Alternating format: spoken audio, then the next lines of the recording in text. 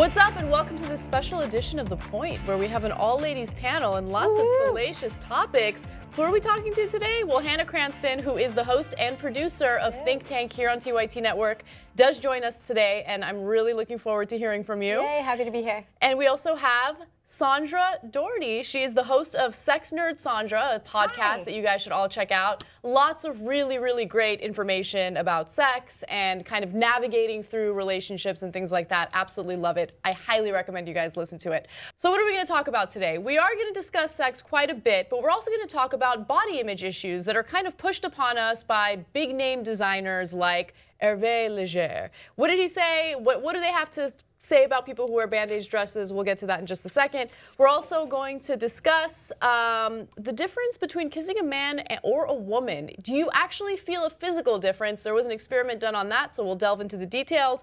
And finally, there is a cafe in South Korea that is poop themed. Why are they doing this? Is it disgusting? Is it cute? I don't know. I'm going to let you guys decide, but we'll get to that later on in the show.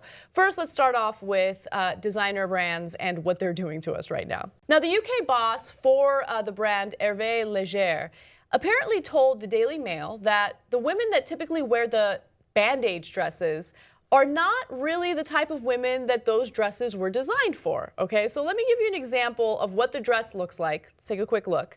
A bandage dress is just really tight, really stretchy, and honestly, regardless of what body type you have, what it does is it kind of like sucks in every part of your body, and it's very, very flattering, okay? It'll actually make you look a little smaller than you really are because it's like basically Spanx in dress form, keeping it 100, all right? Now here's an example of Kim Kardashian wearing it, but I don't know if Hervé Leger would be in favor of her wearing it because of some of the comments made by the person behind this style. He says the following: if you're a committed lesbian and you are wearing trousers all your life, you won't want to buy a Leger dress. Lesbians would want to be rather butch and leisurely. That was fucking ridiculous. But in addition to that, he says that the dresses are not made for flat-chested women or voluptuous women. So I mean, there are lots of women that are flat-chested and not voluptuous, or flat-chested and voluptuous. I don't know if they really understand what their brand is or who they're targeting. But Margaret Cho was not happy about this. She tweeted, "Fuck fashion and designers that body shame. Hervé Leger. We wear whatever the fuck we want. Hashtag boycott Hervé Leger." Okay, so what do you guys think about this? Do you think that some people wear these dresses when they shouldn't? Do you think that there is an actual point being made here, or do you think it's as ridiculous as I think it is? Sandra, let me start with you. Make your point. You can't win, Anna. You can't win. I am so annoyed by things like this. Yeah, you're too small, you can't wear it. Too big, you can't wear it. It's like, when are we fine? Like, when are we perfect? Like, when can we be the ideal we? Never, maybe. So, yeah, this really pisses me off. Also, I think the last time this guy met a lesbian was like 1992. Right. That's like stereotypes from another era. Yes. Like, lesbians, they know how to dress now, and we all have learned from them. Yeah, you can't make a blanket statement about an entire group of people. Not all lesbians are butch. Not all lesbians are feminine. There's a wide variety of lesbians, just like there's a wide variety of women out there with different body types. Hannah, what do you think? Make your point. Yeah, I don't think this is just about Hervé Leger. I think it's about the fashion industry as a whole. I think they need to be more inclusive. I think they need to start looking at different body types. I mean, a lot of these designers have muses and fit models that aren't realistic, aren't the average woman. So yeah, maybe their clothes aren't meant for that. But the society at large is taking a different look at how fashion works, and we are kind of ahead of the industry, and they need to catch up. And it's just going to hurt them when they release, statements like this. Oh yeah. We saw how that worked for Abercrombie and Fitch. We saw how that worked for Lululemon. It's not good. They're clear. Yeah, these dresses aren't cheap. They're really expensive. And if people are shelling out the money to wear your designs, you should be thankful. The reason why brands like this are as popular as they are is because people like the designs and they want to wear it. Who cares about your freaking image or what you think is attractive and what isn't attractive? You should be thinking about what's best in terms of business practices and what's best for the mentality and the mental health of women. And honestly, shit like this drives me crazy. Don't spend any money on these dresses, especially if you know that you're going to be shamed by the person behind the design. Now, here's the personal question for the story. Is there an item that you will not buy because the media made you feel like you are not the appropriate person to either wear it or use it? Sandra. knee-length skirts. Oh, you're 5'2", don't wear anything middle. Go all the way to the ankles or all the way up to your crotch. Those are your two options. Interesting. So true, though. So true. Yep. Thank you for bringing that into our conversation. No, that's a good point. So like midi dresses are not for shorter women, I guess, according to the industry. Is that where it's, I don't even pay attention because I'm not supposed to, I'm not allowed. And actually, Girl, I'm you wear wearing whatever the hell you want. That's actually what I'm wearing today because at some point it's like, I like to have my thighs covered and have good airflows and I think they're cute. So go away. Yep, you look great. Hannah, what about you? I'm kind of similar to, I guess, the Hervé Leger. I don't buy a lot of tight tops because I think for tight tops in society, you have to kind of have that hourglass shape. And I am in the said flat-chested category that he alluded to. So I don't buy a lot of tops. Oh, that's interesting. I don't buy a lot of crop tops. Like, I have some, but every time I wear a crop top, I feel guilty about wearing it because I don't have, like, a freaking hardcore six-pack stomach situation.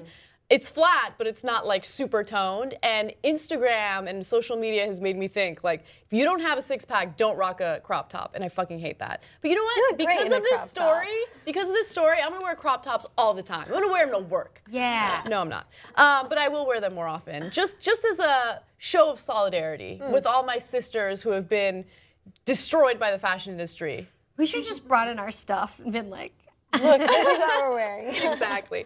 Well, tell us what you guys think. For all you women and men out there, is there an article of clothing that you've been told that you can't wear because of your body type? I do want to hear from you, so comment in the section below, and we'll see you soon. Can you tell the difference between kissing a man or a woman? Now, some of you might have kissed both. A lot of you might have only kissed one or the other. But an interesting experiment was done by a big-name YouTuber by the name of Davey Wavy. You guys should totally check out his YouTube channel. It's awesome.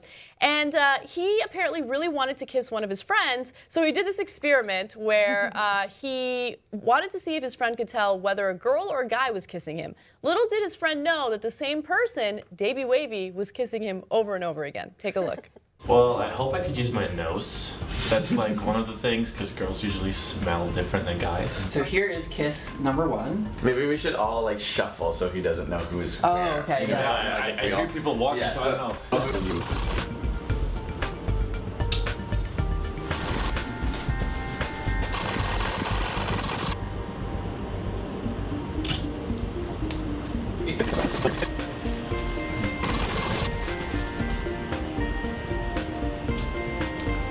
All right, Joshua, based on our scientifically invalid experiment, which of those kisses do you think were male and which of those kisses do you think were female? Okay, so kiss number 1 was different from kiss number 2 and 3, because kiss number 2 and 3 tasted like gum or something, and actually was more open mouth. And the last kiss was actually start to nibbling on my upper lip. So I feel like might have been that the first kiss was the girl, and the second and third might have been the guy. I love that. I think it's hilarious that Davey Wavy used this experiment as an excuse to kiss his friend 3 times. It's okay. Just come out there and say it. You wanted to kiss. No, I'm just kidding. I don't know whether or not he wanted to just genuinely do the experiment, but I thought it was an interesting one because I've never really thought about whether or not kissing a man or a woman is a different physical experience. I know it's a different emotional and mental experience, but Sandra, you know more about all this stuff than I do. It's in your wheelhouse, so make your point. no, this isn't exactly something we cover at conferences. Like, let's blindfold ourselves. I thought about it. I mean, I have kissed different types of people, different types of bodies, and you know, it's rare for us to have a kiss without feeling someone's body, and the scent is so important. So I can tell what type of human I'm kissing, but if I were blindfolded, I wouldn't be able to tell if I couldn't touch them. Like if it were just lips, because some dudes have some pretty full lips. Yeah, they do. And I noticed that kissing women, Sorry. like some women have very like don't really have the same like. It's like also like a fat to muscle ratio thing that sometimes like you can feel more bone in like women's faces, and so you can, I don't know. It's hard to tell sometimes. Interesting. Hannah, what about you? Make your point. I mean, I thought it was a cute video, but I don't think it tells us anything. If they were measuring maybe the straight guy's pulse, and then, you know, he had a different pulse for each one when he thought it was a girl and when he thought it was a guy, then we're having a sort of different conversation. But all this video shows basically that men and women peck similarly, and that Davey Wavy is really clean shaven. Yeah, that's pretty much it. He is very clean shaven. I like that look. Well, here's the personal question. What do you ladies feel means a good kisser, or what makes a good kisser, I should say? That's a better way of phrasing that sentence. Okay, Sandra. I'll talk about this in my workshops, like what makes a good kisser, and of course that leads invariably to what makes a bad kisser. You know, like the open mouth, like black hole kiss, or like the sucker fish, or those are just like slobbering. You know, people are like, no, not that one. But a good kisser to me is someone who has good musicality. What's that? Like, isn't redundant, like, and has pauses, and then can press deep, and then maybe do some lightness, and someone who can really play. And that way, and when you have play and you're kissing and other things, that means that with everything you can also measure, and you can jam with a person better. Yeah. So it's like, they're going faster, maybe I'll go faster too. So interesting. What about you, Hannah? I think it kind of depends on your relationship with a person. I think it really differs between each person that you kiss if they're a good kisser. I mean, I think it has to do with your chemistry. I think it has to do with going with the flow. I think when you have that chemistry and you both are kind of vibing off each other, then it's a good kissing experience, but it's not a person who's necessarily, he's doing this thing with his tongue or something like that. Okay, that's interesting. I'm a little more specific, I guess. I like aggressive kissing. Like, I don't like soft, like, I love you and I want to be gentle with you and you're so feminine, and I like fucking aggressive kissers. Like constantly? What about that, like, no. you want to be kissed? Yeah, you like that? No, I like it aggressive. Like that. I like it aggressive. So I knew that my boyfriend would be good in the sack because the first time we kissed, it was like super aggressive. Like he was like, I like feeling like I'm kind of being pushed. Like we're like pushing up against each other, and there's like, not too much tongue, obviously, but it's just passionate. Like, I love passion, and I feel like it's more passionate that way. I don't know. And that doesn't mean anything. It doesn't mean that aggressive kissing is more passionate. It's just the way that I interpret it in my brain. So tell us what you guys think, though. What do you consider a good kisser? Is it aggressive? Is it gentle? What do you like? What do you do? I want to hear from you. So comment in the section below, and we'll see you soon. What do people consider attractive when it comes to a woman's body type? Well, it's obvious that it varies from one country to another, but just how much does it vary? Well, an online pharmacy known as Super Drug Online Doctors recently created a project called Perceptions of Perfection. And what they did is they took a stock image of a woman, and then they had experts from various countries Photoshop that image to reflect the body type desires that people have toward women in those particular regions of the world. So here are some examples, okay? We asked designers from 18 countries to retouch an image fit with their culture's perceptions of beauty and an ideal female form. Here's what they sent us. So there's the original image, and I like that they used a woman with some meat on her bones for the original image. I think that it's, more representative of the average woman, and let's see how it was changed to reflect society's expectations of female beauty. So in the US, having some hips, having some boobs, and a really, really small waist is considered desirable. Thigh gap. Yeah, and there is a thigh gap. I know, but here's the thing. Everyone has a thigh gap when they spread their legs apart, right? Like, that's what I don't understand. What does a thigh gap mean? Does it mean that you put your feet together and you have a freaking gap? That looks strange, doesn't it? Plenty of women, when they spread their legs, don't have a thigh gap because they have thick thighs. So it takes a while before they have a gap. No, I totally get that. But I feel like for every but I mean, if you get in the splits, any woman is going to have every woman could have a thigh gap if they spread their legs in various ways. You see what I'm saying? Yes. Yeah, okay. So let's look at the babies next are made. one. Oh my gosh. All right, so then we have Egypt. Kind of similar to the US. You have a woman who's got a really small waist, but she's curvaceous in other ways. And tan, yes. Mexico. I mean, I'm starting to see a theme here, right? Small waist, big boobs, big waist. A little different in China. Very, very slender is considered. It's like a cartoon.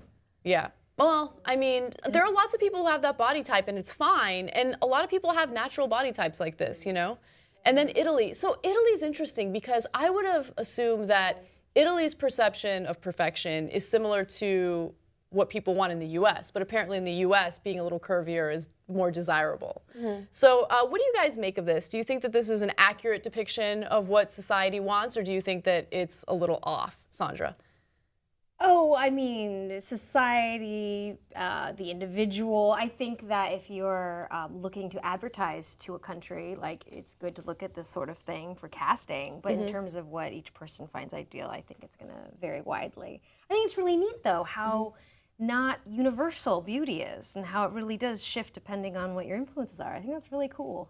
You think it's a good thing? Yeah. All right. Okay, Hannah, what about you? Make your point. I think the most interesting thing about this project is that the majority of the designers were women. There were a few men, and they were asked to say what women's perceptions of the ideal body was. So I think, you know, with a few left out, this is actually really encouraging, because I think even beyond this, that women are harder on themselves. So I think that the ideal body of what women want to see is probably even larger and more all-encompassing than this, you know, these images portray. So which physical feature do you get complimented on the most, Sandra? My hair. Yeah. Great hair. Thank you. It's nice and thick and When wavy. you take a Filipino woman and a guy from Texas and you put them together, this is the hair you get. Nice. Good to know. I like that. Hannah, what about you? I think it's between my smile and my butt, but that's mainly when I'm walking down the street, which I don't know if those are compliments or cat calls, but I appreciate them. Pretty sure Thank they're cat you. calls. I would say, I don't know, I guess my legs. Like body-wise, it would be my legs. Face-wise, probably my eyes. And it's nice to get those compliments, and I feel like a lot of times fans will kind of compliment you, and then they'll be really scared to do it because they think they're taking away from what you contribute to the show intellectually, but I don't get offended by it. I think that it's a sweet thing. What I don't like is when you get, you know, criticized for certain body features, which also happens all the time. But I like that, you know, beauty standards do vary. You're right about that, Sandra. But I like realistic beauty expectations, and the thigh gap is not a realistic beauty expectation, and it's not really easy to define either, you know? So, all right, well, tell me what you guys think. Comment in the section below. Tell me what you think about what these images represent and whether or not you think they're accurate. We want to hear from you, and we'll see you soon. Andrew Hawk is tired of people who refuse to curb their dogs, people who refuse to pick up after their dogs after they poop on sidewalks or in front yards, what have you. And so he decided to take matters into his own hands and investigate this. So he camouflaged himself, hid behind some bushes, and took images of people as they walked by and allowed their dogs to poop in the streets, and then they didn't clean it up. He then takes these images to a local police department, and then the police department investigates it. Now, his page on Facebook, where he basically outs people, has more than 1,200 members who are equally as fed up with the plight of dog mess. Hawk has been advised by police that he should have minimal contact with the offenders, that he should maybe just take the pictures as evidence and then be on his way. Now, here's a quote from him. He says, "There will be no risk of getting it wrong with this method, and if the footage is clear, it can be posted on this and other forums for identification purposes. If it is suitable and the persons are caught, I will post it immediately." All right, I feel like this is a really bad idea because at some point, someone's gonna know that he's hiding in the bushes and he's taking pictures of them and someone might get violent. I get that this is an annoying thing. I live in West Hollywood where everyone has a little dog and almost no one picks up after their dogs. It is the biggest pain in the ass, and I wish that there was a better solution. But I don't like vigilante justice like this. I don't like taking pictures of people and then outing them on the internet because I think that it could incite violence. I think that it could lead to a violent incident if someone catches him. And it's just overall a bad idea. There has to be a better solution. That's my point. Hannah, what do you think? Make your point. He needs to get a hobby. That's it. Period. Point. Done. Love it. Sandra, make your point. Okay, he took his vacation time to do this. Like, he literally left his work and for over a week just hung out to do this. So I think this guy, yes, totes needs a hobby. Also, probably a girlfriend. Yes. But I went to his Facebook page and I couldn't find any actual pictures. I think he's just a really weird local that's getting a lot of attention. Yeah. You know? Like, and it's kind of like lovable, like, aw, Uncle Bob, that guy. The end. Yeah. Well, if you could police a public activity, which activity would it be? Hannah. It would be people being rude. That is my biggest pet peeve. I don't like when people are mean in the grocery stores. I don't like when people are mean on the streets. I just like, just be nice, especially early in the morning. Like, I don't understand why you're so angry about this early. Just chill out. Like, we're all trying to go to work. We're all in the same boat. Like, you don't need to be rude. You don't need to be honking and being crazy and things like that. I wish there was you had to give $1 every time you were rude, and then I would be rich. Sandra, what about you? When people stop in the flow of traffic, when you're So walking. you're a road rager. walking. All the Like, you time. know when you're leaving a theater and someone stops right after the exit? That, like, if it were a fire, everyone would die. Like, move through the doorway and then go 10 feet to your right or your left. Don't stop and check your phone, talk to your friend, because everyone behind you is like, I hate you. Oh yeah, and it could be a serious public safety issue because if people are like walking, and let's say you're like looking to the side and you're walking while someone in front of you stops to check their phone, you're gonna like run into them, and then don't bump into people in public places because they get really rowdy about it. They think that it's like a personal, but accidents happen, right? So I totally hear you on that. My answer is actually similar, but it has to do more with the flow of vehicle traffic. So sometimes there'll be a pedestrian who's jaywalking, and then cars will like stop immediately, even when they don't necessarily need to. The pedestrian will be like in a center divider or something.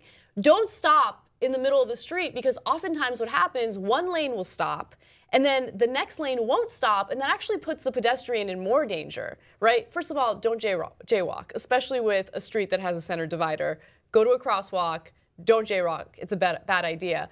But yeah, there's been incidents where I almost ran people over because they're jaywalking and then one lane stopped, but I didn't realize what was going on and I kept driving. So keep that in mind. That's what I would police. I'd also police the police because they need policing. And then there's that. Yeah. All right, guys. Well, tell us what you think. Which public activity would you want to police? And also, what do you make of this story? Do you think that dog poop is a serious issue and this guy's handling it correctly, or do you think he's going overboard? We love hearing from you. Comment in the section below, and we'll see you soon. There are cafes in Asia that are a little questionable to say the least. This one cafe in South Korea is certainly no exception. The cafe has a theme of cute poop. The cafe serves lattes in toilet-shaped mugs and pooped-shaped pastries. Now, there's a British expat by the name of Ken Lee who blogs about this, and here's what he had to say. It's seen as a normal cafe in Korea. I would say that the cute poop theme is very popular throughout Asia. I wouldn't say it's pushing boundaries. I think it's just different in culture. I'm a Westerner, but even it brings me a lot of laughter. All right, he says that the young community in Korea loves poop jokes and that both the cafe mocha and cappuccino are legitimately delicious. Well, that's good to know. I find this so funny because I had an issue with a pooped theme object at work. So there's this huge mug at work. I'd never seen it until this one day when I was trying to pour myself some coffee in the office. And it said, coffee makes me poop. And I thought it was hilarious. And it was the biggest mug available, and I really needed some coffee that day. So I go into the meeting, I'm drinking the coffee, and everyone thought it was funny except for Cenk. And Cenk got really uncomfortable. He's like, we need to stop talking about this. Do you remember that? Yeah, I did. I took a picture of you drinking that. Yes, I was yes. like, yes, I got it. It was, and like, coffee is a diuretic, and it does help a lot of people poop. So It's a science fact on a mug. It's a science an fact. educational mug. Right, so are you anti-science, Cenk Uygur? That's what I want to know. Anyway, what do you guys make of this cafe story? Hannah, make your point. Okay, I love poop. I love the poop emoji. It's my favorite. I have a poop emoji pillow that I sleep with every night. I'm so excited that this cafe is doing it. I think it's a great idea. I think poop is like this weird bodily function that every person does. I mean, girls don't, obviously, but every other person on this earth does on a regular basis, I hope. And so it's weird that we stigmatize it. It's really weird that we can't talk about poop. It's very secrety, and we're supposed to say girls don't do it. It's weird. Like, we can talk about it. It's fine. And the poop emoji is cute. I think it's a great idea. I think it's a cute tourist attraction, and it'll probably die out soon. But right now, I'm digging all the pictures. All right, Sandra, I know you did a little bit of research on this, so I want to hear your point. Strap in, everyone. Okay, so in Japan, the word for poop and the word for luck sound similar. Oh. So golden poop is actually like a good luck charm for wealth. So when I went to Tokyo, I bought poop stickers and like gave them out to all my friends. Sorry, you guys. So that was so much fun. So I have all these poop stickers left over. I couldn't find any, but I wish I had. So really important. And then I looked it up in Korea. There were several things. One, did you know that poop is used and fermented and put into fermented rice and used as medicine? like just a little bit. That sounds like Just an a E. little bit. coli disaster. Just, Wow. like not much, but that exists literally in Korea. And then some people think it's because poop helps with harvest, like a good harvest. Right, it you know? fertilizes crops. Yeah, and So things it's like a that. super positive thing, which is so different than us. That's amazing. That's amazing. I'm glad that you did that research because that's really good to know. All right, so here's the personal question for the story. If you were to start a business, what would it be? Sandra, let me start with you. I was just thinking about this, and on the topic of being in Tokyo, I would start a love hotel.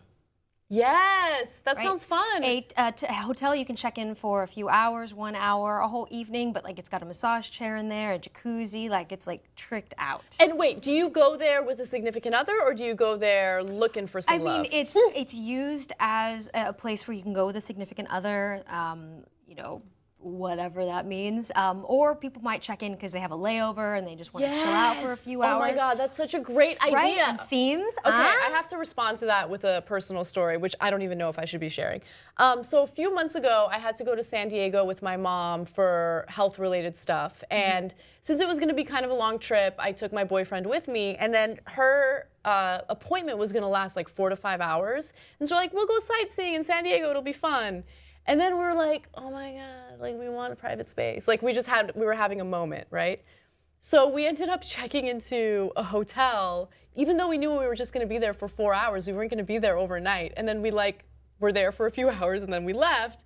And I was like, God, it'd be awesome if you had the opportunity to like pay by the hour instead. Yeah, you need to look for cheap motels near a highway, and then you can do it. Yeah, I know. I just I think didn't there's a want whole to. other I host know. of issues with that It's one. not a world that I want to explore just yet, but it would have saved me some money for sure. Hannah, what about you? I would do like a combined restaurant and clothing store so you can eat and not get hangry while you shop, but for the bigger reason so that I could have free food and free clothes. I love that. That's really cool. God, my business idea was really freaking easy. I feel like there isn't enough Cuban pastry shops in LA. So because there's like one really famous one called Porto's, and it's in Burbank and Glendale, I believe. And they're both really far from me. They both close ridiculously early. And since there's like a huge demand for it, they're always super crowded. And so I would open my own like pastry business and I'd get really, really fat because they're so good. So that's my business idea. But I want to hear from you and what your business idea would be. Comment in the section below. Tell us what you think. And also, would you frequent a poop-themed anything, whether it's a cafe, clothing store, whatever it is? I do want to know what you guys think. And if you haven't subscribed, please do so. We love to hear from you, and we'll see you soon. All right, ladies, that was a fun show. I want to give the audience an opportunity to find your work and learn more about you. Hannah Cranston, please tell them. Yes, you can find me on youtube.com/thinktank every day of the week, and you can also follow me on Instagram at run_HMC. Nice. Sandra Daugherty. You can find me, I am Sex Nerd Sandra everywhere. And I host the weekly sex positive podcast, Sex Nerd Sandra with Nerdist, and it's on iTunes. All right, make sure you guys check all of that out. I'm Ana Kasparian. You can watch me Monday through Friday on the Young Turks from 6 to 8 p.m. Eastern Time. Check me out on Twitter at Ana Kasparian and Instagram, Ana Kasparian TYT. Thank you so much for watching, and as I've said before, if you haven't subscribed, you totally should, because we do have lots of really fun discussions on lots of very viral and fun topics. And as always, we will see you next week. Never be afraid to make your point.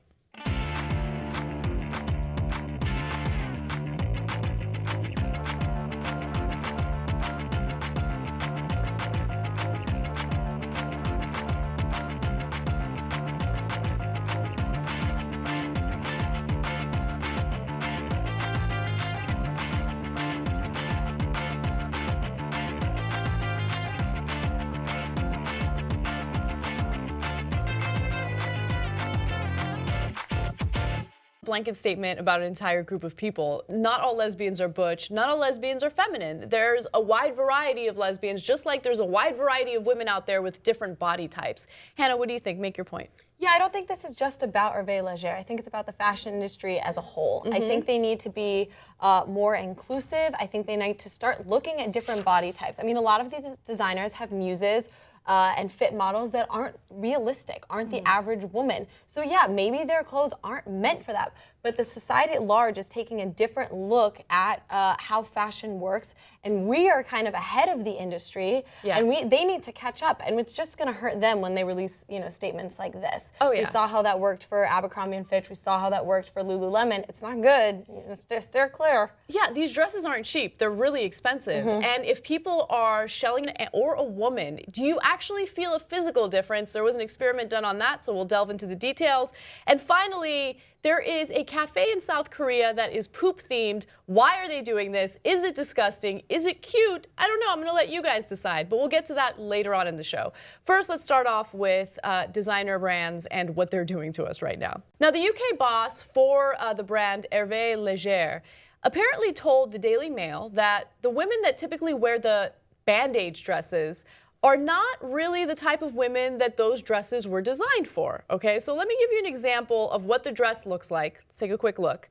A bandage dress is just really tight, really stretchy, and honestly, regardless of what body type you have, what it does is it kind of like sucks in every part of your body, and it's very, very flattering, okay? It'll actually make you look a little smaller than you really are because it's like basically Spanx in dress form, keeping it 100, all right? Now here's an example of Kim Kardashian wearing it, but I don't know if Hervé Leger would be in favor of her wearing it because of some of the comments made by the person behind this style. He says the following: if you're a committed lesbian and you're wearing trousers all your life, you won't want to buy a Leger dress. Lesbians would want to be rather butch and leisurely. That was fucking ridiculous. But in addition to that, he says that the dresses are not made for flat-chested women or voluptuous women. So I mean, there are lots of women that are flat-chested and not voluptuous, or flat-chested and voluptuous. I don't know if they really understand what their brand is or who they're targeting. But Margaret Cho was not happy about this. She tweeted, "Fuck fashion and designers that body shame." What's up, and welcome to this special edition of The Point, where we have an all-ladies panel and lots of salacious topics. Who are we talking to today? Well, Ana Cranston, who is the host and producer of Think Tank here on TYT Network, does join us today, and I'm really looking forward to hearing from you. Yay, happy to be here. And we also have Sandra Daugherty. She is the host of Sex Nerd Sandra, a podcast that you guys should all check out. Lots of really, really great information about sex and kind of navigating through relationships and things like that. Absolutely love it. I highly recommend you guys listen to it. So what are we going to talk about today? We are going to discuss sex quite a bit, but we're also going to talk about body image issues that are kind of pushed upon us by big name designers like Hervé Leger. What did he say? What do they have to say about people who wear bandage dresses? We'll get to that in just a second. We're also going to discuss the difference between kissing a man, Hervé Leger. We wear whatever the fuck we want, hashtag boycott Hervé Leger. Okay, so what do you guys think about this? Do you think that some people wear these dresses when they shouldn't? Do you think that there is an actual point being made here, or do you think it's as ridiculous as I think it is? Sandra, let me start with you. Make your point. You can't win, Anna. You can't win. I am so annoyed by things like this. Yeah, you're too small, you can't wear it. Too big, you can't wear it. It's like, when are we fine? Like, when are we perfect? Like, when can we be the ideal we? Never, maybe. So, yeah, this really pisses me off. Also, I think the last time this guy met a lesbian was like 1992. Right. That's like stereotypes from another era. Yes. Like, lesbians, they know how to dress now. And we all have learned from them. Yeah, you can't make a